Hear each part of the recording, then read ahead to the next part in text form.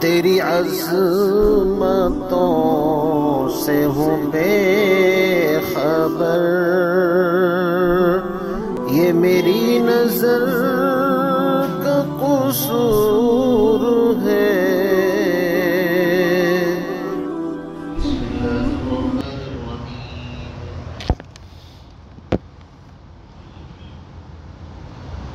وَإِن كُنتُمْ فِي رَيْبٍ مِّمَّا نَزَّلْنَا عَلَىٰ عَبْدِنَا فَأْتُوا بِسُورَةٍ مِّن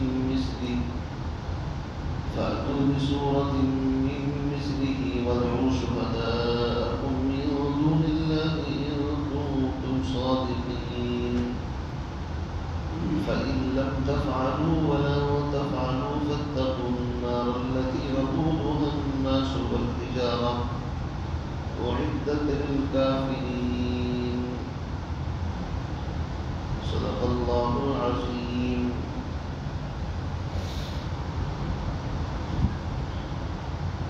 اس سے پہلی آیات میں توحید کا ذکر دلائل کے ساتھ تھا اور ساری دنیا کے انسانوں کو خطاب تھا، یا ایھا الناس اعبدوا ربکم، کہ اے لوگو اپنے رب کی عبادت اور بندگی کرو، اس رب کی عبادت کرو الذی خلقکم، جس نے تم کو پیدا کیا، اور صرف تمہیں ہی نہیں والذین من قبلکم، ان لوگوں کو بھی پیدا کیا جو تم سے پہلے تھے، لعلکم تتقون، تاکہ تم جہنم کی آگ سے بچ جاؤ اور گناہوں سے بچ جاؤ، متقی پرہیزگار بن جاؤ۔ سوال یہ ہے کہ ہم اس کی عبادت کیوں کریں؟ جواب دے دیا، اس لیے کہ اس نے تم کو پیدا کیا ہے اور تمہارے وجود کا مالک ہے، اس لیے حق اسی کا بنتا ہے کہ عبادت اسی کی جائے۔ تو اس کو کہتے ہیں دلیل انفسی، کہ تمہارے نفس کو، تمہارے وجود کو اس نے بنایا ہے، پیدا کیا ہے، ضرورتیں پوری کر رہا ہے۔ آگے دوسری دلیل ہے دلیل آفاقی، یعنی جو کائنات میں جو دلائل ہے اللہ کے ایک ہونے کے، جس سے اس کی وحدانیت سمجھ میں آتی ہے۔ فرمایا عبادت اس لیے کرنی ہے الذی جعل لکم الارض فراشا، کیا تم نہیں دیکھتے کہ وہی ہستی ہے، وہی طاقت ہے کہ جس نے تمہارے لیے زمین کو فرش بنا دیا، والسماء بناء، اور آسمان کو چھت بنا دیا، سقفا محفوظا، محفوظ چھت، ہر طرح کی ٹوٹ پھوٹ، ہر طرح کے نقص اور عیب سے پاک۔ قرآن کے اندر اللہ رب العزت نے فرمایا کہ اپنی نظر آسمان کی طرف اٹھا تو تیری نظر لوٹ کر کے پریشان ہو کر کے واپس آ جائے گی، لیکن تجھے آسمان میں کوئی عیب نظر نہیں آئے گا۔ فارجع البصر ثم ارجع البصر کرتین ینقلب الیک البصر خاسئا وهو حسیر۔ اتنی بہترین چھت، کہیں تک چلے جاؤ کوئی رکاوٹ نہیں، کسی طرح کی کوئی ٹوٹ پھوٹ نہیں، کوئی نقصان نہیں۔ تو فرمایا عبادت اس لیے کرنی ہے کہ زمین کو اس نے فرش بنا دیا، آسمان کو چھت بنا دیا، وَأَنزَلَ مِنَ السَّمَاءِ مَاءً، اور آسمان سے تمہارے لیے پانی کا نظم فرمایا، آسمان سے بارشیں ہوتی ہیں، پانی برستا ہے، فَأَخْرَجَ بِهِ مِنَ الثَّمَرَاتِ رِزْقًا لَكُمْ، بس اس پانی کے ذریعے سے زمین سے تمہارے لیے پھل، غلے اور طرح طرح کے غلے اور پھل اور اناج پیدا کرتا ہے۔ فرمایا فَلَا تَجْعَلُوا لِلَّهِ أَنْدَادًا، بس تم اس کے ساتھ کسی اور کو شریک مت ٹھہراؤ، وَأَنْتُمْ تَعْلَمُونَ، تم تو جانتے ہی ہو کہ شرک کا انجام کیا ہے۔ تو پہلی آیت میں اللہ رب العزت نے توحید یعنی اپنے ایک ہونے کو اور اپنے مستحق کے عبادت ہونے کو دلائل کے ساتھ بیان کر دیا، اور توحید کے ساتھ رسالت ضروری ہے، اس لیے کہ بغیر رسالت کے پتہ نہیں چلے گا کہ اللہ کی عبادت کیسے کریں۔ وہ طریقہ تو نبی ہی بتاتے ہیں کہ عبادت کیسے کرنی ہے، تو توحید کے ساتھ رسالت یہ لازم ملزوم ہے دونوں آپس میں۔ اسی لیے کلمے کے اندر اگر توحید ہے لا الہ الا اللہ، تو دوسری طرف محمد الرسول اللہ صلی اللہ علیہ وسلم رسالت کا ذکر ہے۔ تو یہاں قرآن میں بھی اب آیت نمبر 22 آیت نمبر 23 میں جناب نبی علیہ السلام کی رسالت کا، آپ کے رسول برحق ہونے کا ذکر ہے، لیکن کس انداز سے کہ وہ چیز جو اللہ کی طرف سے حضور اکرم صلی اللہ علیہ وسلم پر نازل ہوئی، یعنی قرآن پاک، یہ ایک معجزہ ہے، اور معجزہ اس کو کہتے ہیں کہ ساری دنیا کے انسان جس کے مقابل پیش کرنے سے عاجز اور بے بس ہو جائیں، اس کو معجزہ کہتے ہیں۔ تو چونکہ قرآن پاک معجزہ ہے اور یہ قرآن نازل ہوا ہے جناب نبی علیہ السلام پر، تو اس اعتبار سے حضور کی نبوت اور رسالت کا ذکر بھی آ گیا کہ جس پر یہ قرآن نازل ہوا، اور ساتھ ساتھ قرآن پاک کا ذکر بھی آ گیا۔ کیا فرمایا؟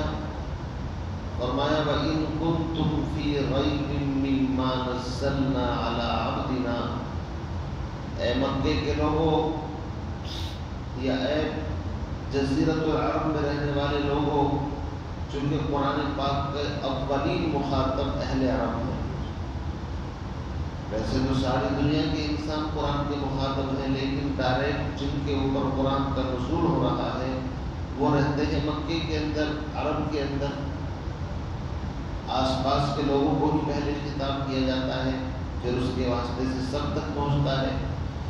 تو فرمایا وَإِن كُنتُمْ فِي رَيْبٍ، اگر تم کسی طرح کے شک اور شبے میں ہو، مما، اس قرآن اس کتاب کی طرف سے، نزلنا علی عبدنا، جو ہم نے اپنے بندے محمد الرسول اللہ صلی اللہ علیہ وسلم پر نازل کی ہے، فأتوا بسورۃ من مثلی، تو تم اس کے مثل کوئی ایک صورت بنا کر کے لے آؤ۔ اور آگے فرمایا وَادْعُوا شُهَدَاءَكُم مِّن دُونِ اللَّهِ، اللہ کے علاوہ جس کی چاہو ہیلپ اور مدد لے لو، انسانوں میں سے، جنات میں سے، فرشتوں سے، بس اللہ کو چھوڑ کر جس سے بھی چاہو تم مدد لے لو، تمہاری چھٹی ہے۔ ان کنتم صادقین، اگر تم اپنے دعوے کے اندر سچے ہو۔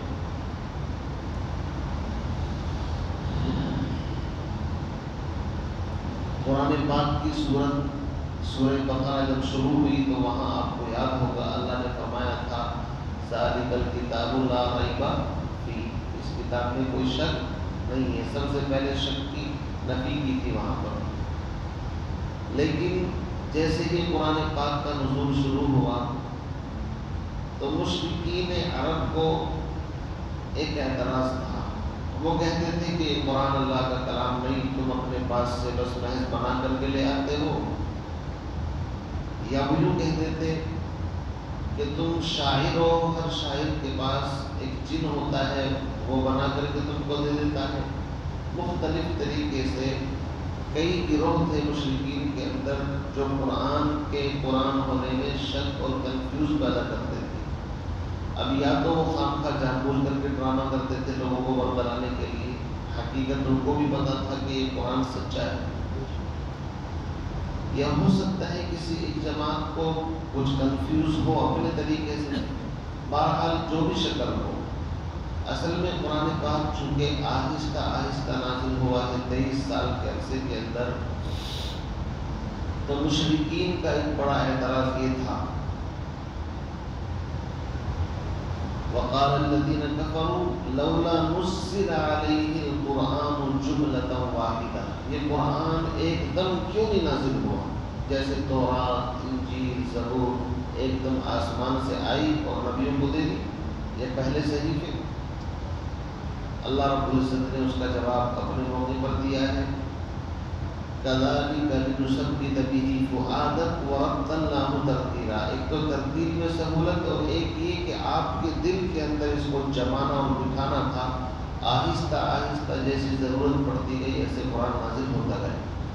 اگر قرآن ایک دم نازل ہو جاتا تو سارے احکام ایک دم لاگو ہوتے۔ جب قانون بن جاتا ہے تو قانون کا ماننا بھی تو ضروری ہوتا ہے نا، اور اگر ایک قانون آج بنا تو اس پر عمل شروع کر دو، 10 دن کے بعد ایک قانون آیا تو 10 دن کے بعد دوسرے قانون پر عمل کرنا شروع کر دو، 1 مہینے کے بعد تیسرا قانون بنا ہے جی، پھر اس کے اوپر عمل کرنا شروع کر دو، تو آہستہ آہستہ عمل کرنے میں سہولت ہوتی ہے۔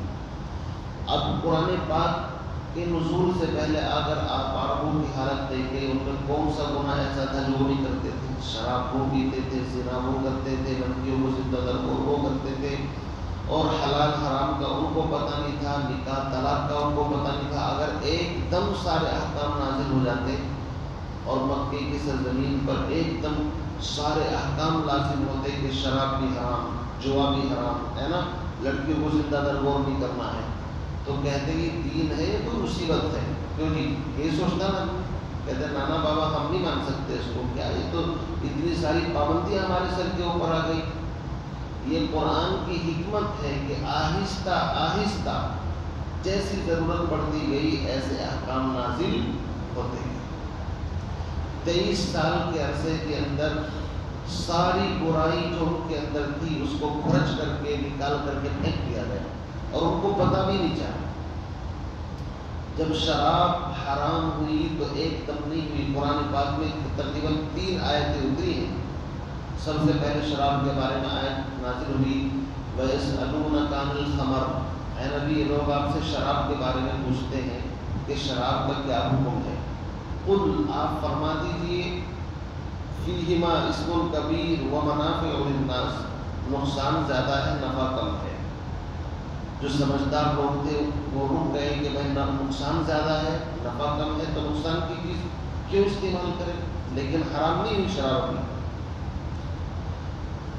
اس زمانے کے بعد پھر دوسری آیت نازل ہوئی، یا ایھا الذین آمنوا لا تقربوا الصلاۃ وانتم سکارى، اے ایمان والو نماز کی حالت میں تم نشے کے قریب نہ جایا کرو، یعنی جب نماز پڑھنے آیا کرو تو کم سے کم نشے سے پاک ہو کر کے آیا کرو۔ تو جو کچھ سمجھدار لوگ تھے پھر رک گئے کہ بھائی نماز جیسی اہم چیز کے لیے جب نشے کو منع کر رہے تو اس کا مطلب اچھی چیز نہیں ہے۔ حضرت عمر رضی اللہ تعالیٰ اللہ سے برابر دعا مانگتے تھے، اللہم بین لنا بیانا شافعا، یا اللہ ہمیں اس کے بارے میں صاف ستھری وضاحت چاہیے۔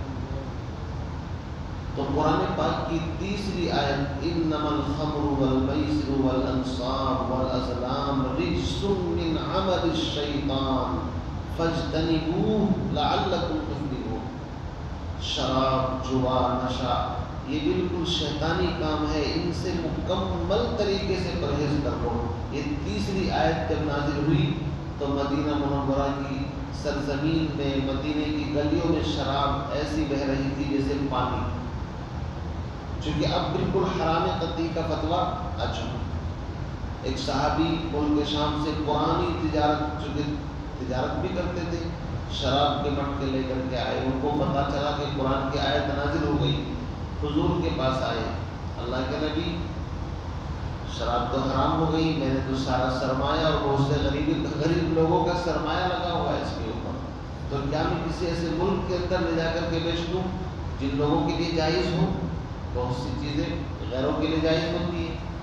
اللہ کے نبی نے فرمایا ثمن الحرام حرام، حرام چیز کی کمائی بھی حرام ہوتی ہے۔ تیسرا فتویٰ دے دیا آپ نے، یعنی اجازت نہیں ہے کہ حرام چیز جیسے خنزیر ہے، شراب ہے، ایک مسلمان کے لیے جائز نہیں اس کا کاروبار ہے، پارٹنرشپ۔ اس صحابی نے کہا کوئی بات نہیں ہے، یہ تھی تربیت۔ تو اگر سارا کا سارا دین ایک دم نازل ہو جاتا تو بڑی مصیبت، بڑی تباہی آ جاتی۔ تو وہ اعتراض کرتے تھے، اعتراض کرنے والے کی کوئی سر پیر نہیں ہوتے، وہ کسی بھی چیز پر اعتراض کر سکتا ہے۔ اللہ نے جواب دیا کہ اگر تمہیں اس قرآن میں، اس کی کتاب الہی ہونے میں کوئی شک ہے تو ایک کام کرو، فَأْتُوا بِسُورَةٍ مِّن مِّثْلِهِ۔ دیکھیے قرآن پاک میں 3 جگہ پر اللہ رب العزت نے اسی طرح کا مضمون بیان فرمایا ہے۔ سورۃ الاسراء پارہ نمبر 15، وہاں پر اللہ نے فرمایا قُلْ لَئِنِ اجْتَمَعَتِ الْإِنسُ وَالْجِنُّ عَلَىٰ أَن يَأْتُوا بِمِثْلِ هَٰذَا الْقُرْآنِ لَا يَأْتُونَ بِمِثْلِهِ وَلَوْ كَانَ بَعْضُهُمْ لِبَعْضٍ ظَهِيرًا۔ فرمایا اگر انسان اور جنات سب کے سب مل کر کے قرآن پاک جیسا کوئی مثل بنا کر کے لانا چاہیں نہیں بنا سکتے۔ چیلنج، تحدی، انسانوں کو بھی جنات کو سب کو۔ اس کے بعد قرآن پاک کی ایک سورت ہے سورہ ہود، اس میں اللہ رب العزت نے فرمایا قُلْ فَأْتُوا بِعَشْرِ سُوَرٍ مِّن مِّثْلِهِ کہ قرآن پاک جیسی 10 صورتیں بنا کر کے لے آؤ۔ وہاں پر بھی ہے کہ نہیں بنا سکیں گے۔ اسی طرح پھر سورہ یونس کے اندر اللہ نے فرمایا ام یقولون افترا قُلْ فَأْتُوا بِسُورَةٍ مِّثْلِهِ، ایک صورت ہی بنا کر کے لے آؤ ان کنتم صادقین، سچے ہو۔ یہاں پر بھی اللہ رب العزت نے ایک ہی صورت کا ان سے مطالبہ کیا ہے، اور صورت 3 آیتوں کی بھی ہوتی ہے، جیسے سورۃ الکوثر انا اعطینا الکوثر فصلی لربک وانحر ان شانئک هو الابتر۔ اللہ رب العزت یہ فرمانا چاہتے ہیں کہ اگر تمہارے اندر یہ جراثیم پیدا ہو رہے ہیں کہ تم قرآن پاک کو جھٹلا رہے ہو تو گھبرانے کی بات کیا ہے۔ ہمارے نبی جو ہیں یہ تو امی ہیں، انہوں نے تو کسی سے لکھنا پڑھنا سیکھا نہیں۔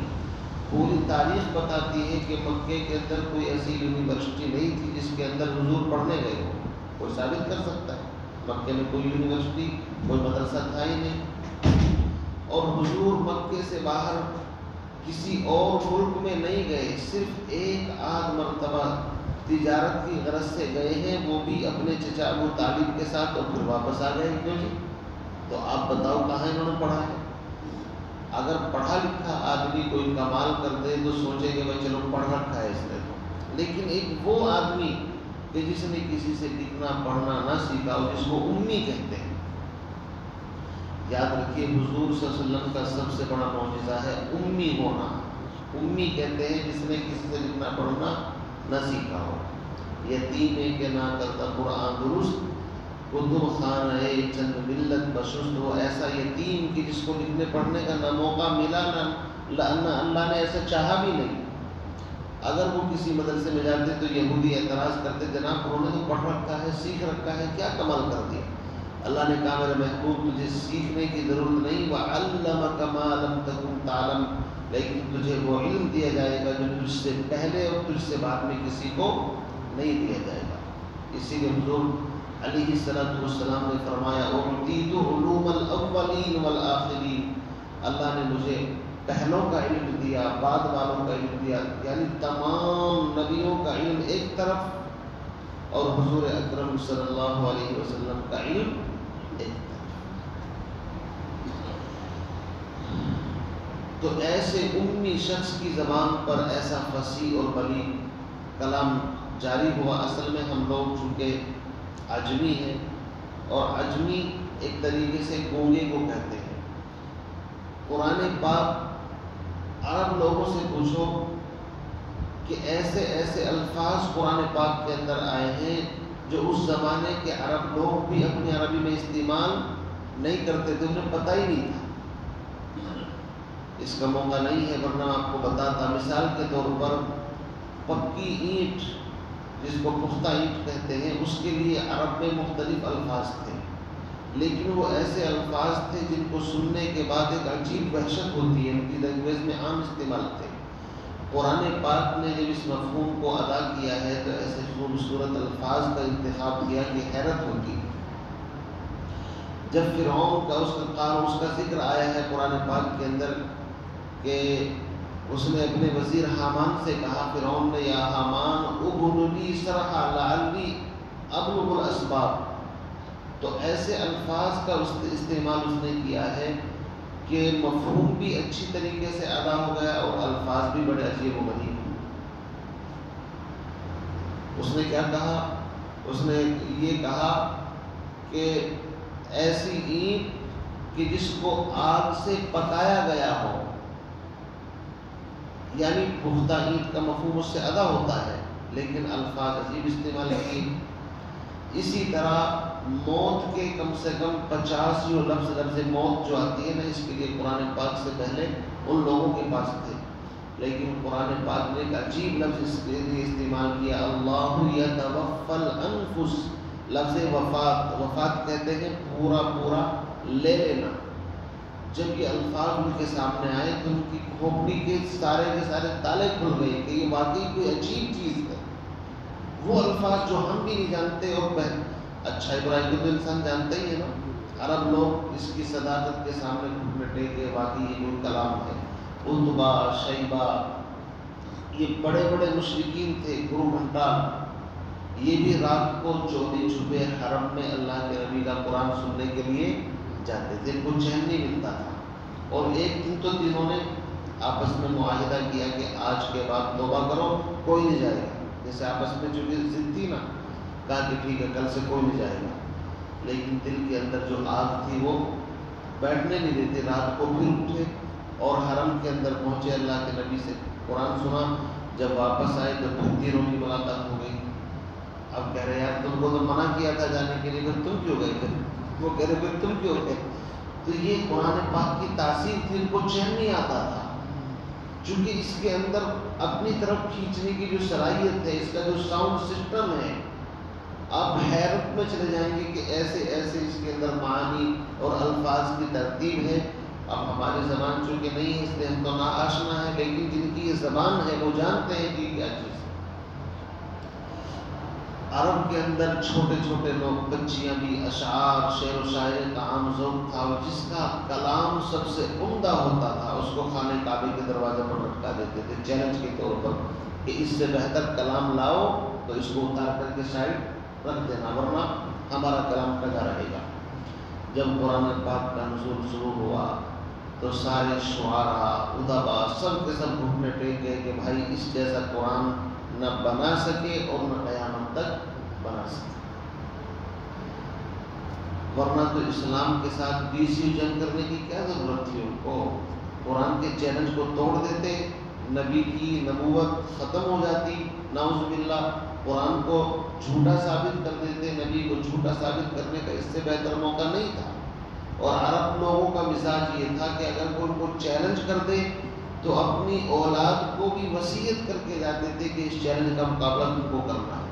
بہت مطلب باغیرت اور باحمیت قوم کی وہ لوگ۔ تو ایسا نہیں ہو سکتا کہ قرآن نے چیلنج کیا، انہوں نے کوشش کی ہو، کوئی یہ سوچے کہ انہوں نے اس کے اوپر کوئی توجہ نہیں دی۔ نہیں، قرآن میں تین جگہ پر آیا ہے، کوششیں تو بہت کی انہوں نے قرآن پاک کو بنوانے کی اور اس جیسا مثل لانے کی، لیکن لکھتے تھے، بناتے تھے، پھر خود ہی کہتے تھے کہ یہ اس جیسا کلام نہیں ہے۔ جیسے کہ مثال کے طور پر بعض کتابوں میں لکھا ہے کہ انہوں نے سورہ قریش کی نقل کی، جیسے لإیلاف قریش، کہ انہوں نے کچھ اپنے طریقے سے گھڑا، الفیل والفیل وما ادراک ما الفیل ذنبہ طویل، کہ تم جانتے ہو ہاتھی کیا چیز ہوتے ہیں، ہاتھی جیسے قرآن میں القاریہ ما القاریہ، پھر کہہ رہے کہ اس کی سونڈ لمبی ہوتی ہے، اس کی پونچھ چھوٹی ہوتی ہے، پھر خود ہی ہنسنے لگے، میں سب جانتے ہیں یہ کون سی تعجب کی بات اس کے اندر۔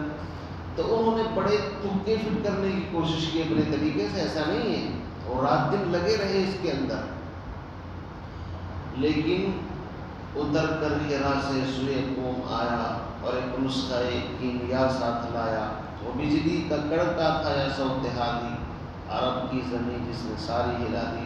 قرآن پاک کا نزول ہوا تو عرب کے اندر زلزلہ برپا ہو گیا، قرآن پاک کا مثل پیدا نہ کر سکے۔ اسی کو اللہ نے فرمایا کہ اگر تمہیں کوئی شک ہے، کنفیوز ہے، وَإِن كُنتُمْ فِي رَيْبٍ مِّمَّا نَزَّلْنَا عَلَىٰ عَبْدِنَا، دیکھیں یہاں پر اللہ نے یہ نہیں کہا مِّمَّا نَزَّلْنَا عَلَىٰ رَسُولِنَا عَلَىٰ نَبِيِّنَا یا عَلَىٰ محمد، یہ بھی تو کہہ سکتے تھے، سوچنے کی بات ہے۔ کہ ہم اس قرآن کو نازل کیا اپنے نبی رسول محمد پر نہیں، لفظ عبد آیا ہے۔ عبد کا جو مقام ہے وہ کسی کا مقام ہے ہی نہیں، یاد رکھیے۔ ہم اگر اللہ کے عبد یعنی غلام بن کر کے زندگی گزارے تو اس میں مزہ ہی کچھ ہوگا۔ عبدیت کا جو مقام ہے وہ مقام بہت بلند اور بالا ہے۔ جب معراج کا سفر اللہ نے کرایا تو کیا فرمایا؟ سبحان الذی اسری بعبدہ، وہاں پر بھی لفظ عبد آیا ہے، لفظ نبی ہی اور لفظ رسول ہی نہیں آیا ہے۔